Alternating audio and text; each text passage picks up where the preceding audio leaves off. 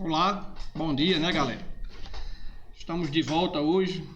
Vamos dar uma olhadinha aqui na produção de texto, né, na redação. Mas de antemão quero tocar num assunto aí que foi muito comentado, né, nesses últimos 2 dias.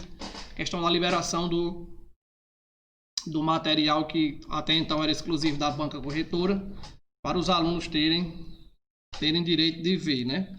De uma certa forma, é bom que é para vocês saberem quais critérios eles são utilizados na correção da redação de vocês. E muitas vezes a gente acha que é injusto, né?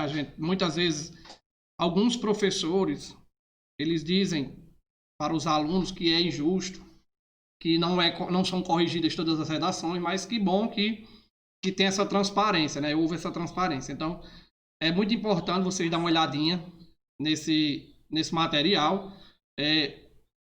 É de bom, digamos assim, é de bom proveito, porque lá vocês vão ter essa percepção do que realmente é cobrado, do como é corrigida a redação de vocês.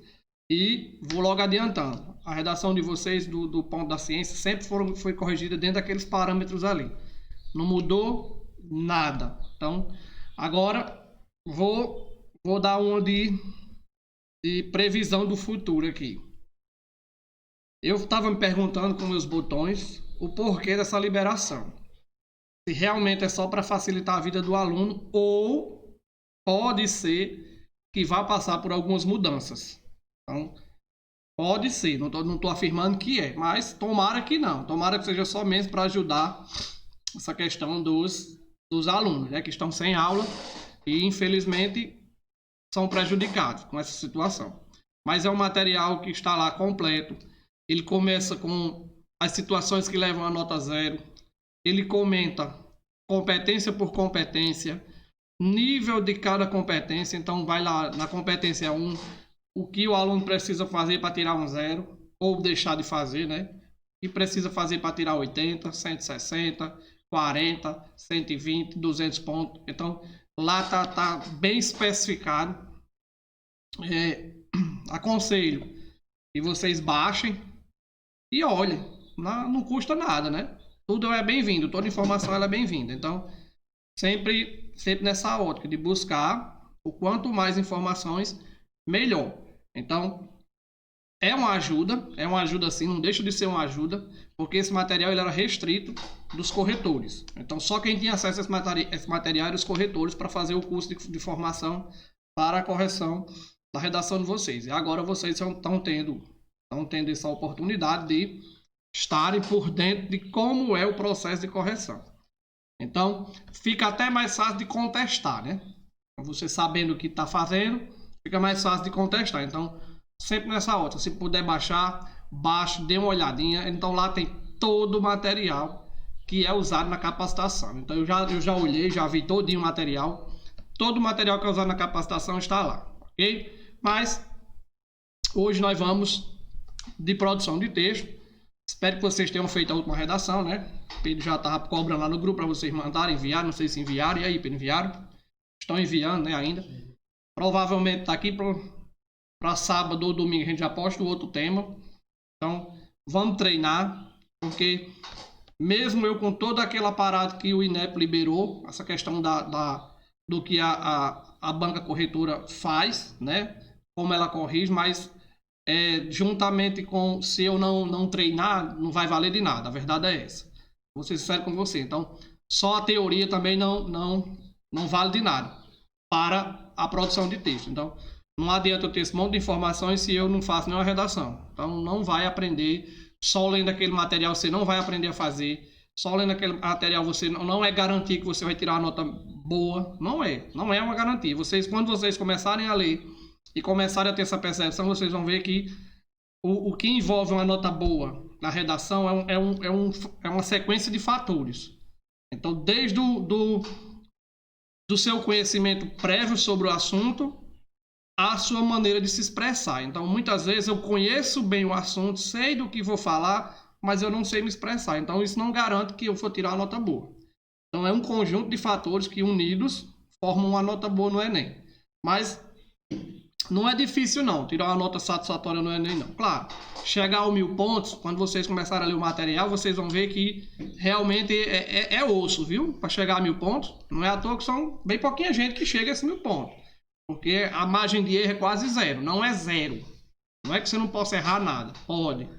Mas eu estou dizendo quase. Então, mas bater ele na casa dos 800, 900 pontos, 880, dá tranquilamente. Se vocês seguirem as nossas recomendações, eu garanto, acima de 720. Agora, preciso da colaboração de vocês. Preciso que vocês façam as redações. Preciso que vocês treinem em casa. E vá, como o Pedro falou semana passada no grupo, eu até parabenizei ele aqui, e foi uma falha minha não ter falado. Pessoal, pegou o tema, tem os textos motivadores, mas isso não impede que você vá além desses textos motivadores, não. Vá, pesquise antes de sentar para escrever. É assim que funciona, é assim que se constrói os argumentos. Muitas vezes argumentos fortes. Então, que é a base da dissertação. São bons argumentos, tá bom? E só me desculpando que eu não tinha respondido o feedback das redações antes, porque eu estava envolvido com as notas da escola. A escola que eu trabalho não para, né? Que é a escola particular, então eu estava fazendo essa questão de notas do primeiro bimestre e falhei com alguns, né? Passei esse tempo sem responder, mas respondi a uns ontem, espero que todos, ok? Mas vamos lá. Vamos lá, Pedro. Libere minha caneta.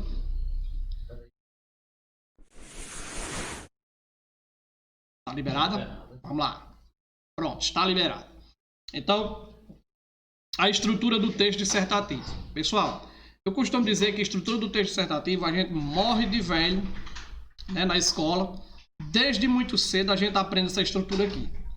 Todo mundo fala dessa estrutura dessa forma aqui. Não venha dizer que não é, porque é uma introdução, um desenvolvimento e uma conclusão. Pessoal, a estrutura do texto dissertativo ele não vai mudar. Eu costumo dizer que essa estrutura ela se repete tanto no texto, que ele tem que ter início, meio e fim, o texto propriamente dito, e leve isso para dentro dos parágrafos também. Os parágrafos de vocês têm que ter início, meio e fim. Muitas vezes o aluno acha que pode trocar de parágrafo assim. Tá escrevendo, não, acho vou fazer outro parágrafo. Não é bem assim. Para que você troque de parágrafos, você tem que concluir a sua ideia de onde você está.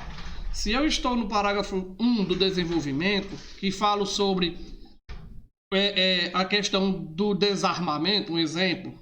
Então, quando eu tiver reunido todas as minhas ideias, defender tudo o que eu penso sobre o desarmamento, então aí sim eu estou apto a passar para outro parágrafo. Não é só você estar escrevendo, não, achei aqui está muito grande, vou passar para outro parágrafo. Não é bem assim não que funcionam as coisas. Então, para que eu passe de um parágrafo para outro, para que eu tenha essa estrutura bem definida, eu tenho que seguir alguns requisitos. E um deles é esse. Passar de um parágrafo para outro é quando você encerra seu pensamento, encerra sua ideia defendida. Quando eu encerro, aí eu vou passar para outro parágrafo para dar continuidade a uma outra ideia diferente, mas que está interligada à ideia que eu acabei de defender. Tá entendendo? Então, sempre nessa ótica. Outra coisa. Isso aqui, não existe regra de números de linhas na redação. Tem uma regra. A única regra é que tem que ser acima de 7. Porque até 7, quando vocês lerem o material, vocês vão ver que até 7 linhas é zero você vai zerar essa redação por número suficiente de linha. Pronto. Então tem que ser de 8 para lá. Mas ninguém tem um número, diz assim, não, tem que ser 25, tem que ser 30, tem que ser 27, tem que ser 20, tem que ser... Não tem isso. Mas a única regra é que o desenvolvimento, que aqui está, ele não pode ser menor do que a introdução, nem menor do que a conclusão. Quando isso acontece, quando o meu desenvolvimento ele é menor do que a introdução, ou menor do que a conclusão, isso vai implicar lá na competência 3. Da competência 3, que é o meu... Volta aí, Pedro, por favor. Volte. Aí. Lá na competência 3, que é o meu projeto de texto. O que isso quer dizer? Projeto de texto quer dizer que minhas ideias, elas foram... Se o projeto de texto é um projeto de texto bom, quer dizer que minhas ideias, elas foram todas desenvolvidas. Quando eu digo que o projeto de texto é um projeto de texto ruim, é porque as minhas ideias, elas ficaram embrionárias. Elas não foram desenvolvidas como deveriam ser. Então, por isso que quando você tem um desenvolvimento pequeno em relação à introdução, em relação à conclusão, isso mostra que suas ideias não foram desenvolvidas. E se elas não foram desenvolvidas, então pronto. Você tem um grande problema nessa questão do projeto de texto, ok? Então a estrutura é essa daí: introdução, desenvolvimento e conclusão. Não vai mudar essa estrutura do texto dissertativo. E eu vou adiantando. Introdução, desenvolvimento e conclusão tem que estar dentro dos parágrafos também. Então é algo do macrotexto, né? O texto todo, e do microtexto também, dentro dos parágrafos. Então tem que ter essa visão de introdução, desenvolvimento e conclusão. Tudo tem início, meio e fim. Tem que ter. Então não tem como eu ir falando uma ideia aqui e puf, parei, passei para outra. Não. Eu concluí, aí eu passo. Ok? Então essa é a estrutura. Beleza? Vamos adiante.